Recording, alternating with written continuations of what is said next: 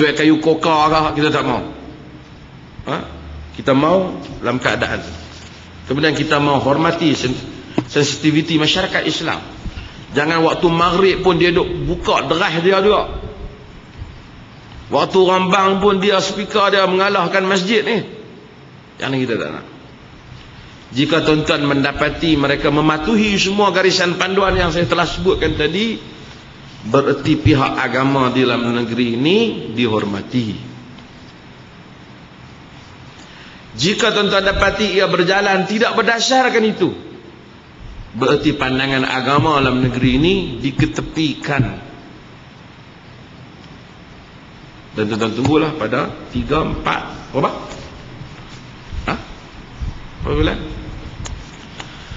4, 5 ya bulan. Saya buat nanti. Kita tak kata tak boleh main, tapi kita ikut kita punya guidelines.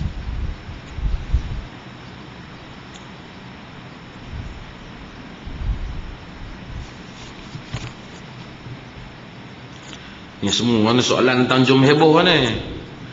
Tuan-tuan, orang tanya apa siapa kawan-kawan daripada luar ni, bukan kawan-kawan, hantar email mai kat saya banyaklah. Kenapa Mufti Perlis tak membantah? Saya hantar bantahan ni seminggu lebih dah. Surat saya pun orang tak jawab. Jadi sekarang ni saya jawab.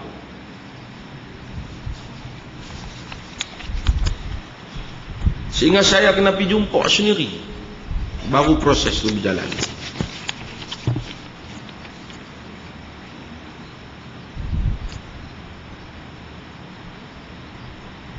Jom heboh lagi.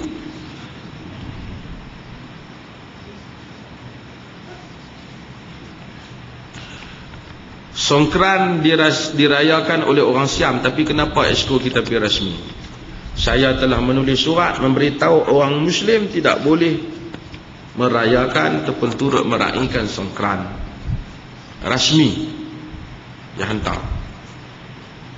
Bahawasanya saya dah tengok semua, dalam semua web Thailand agama, Songkran adalah religious festival, bukan pergayaan kaum.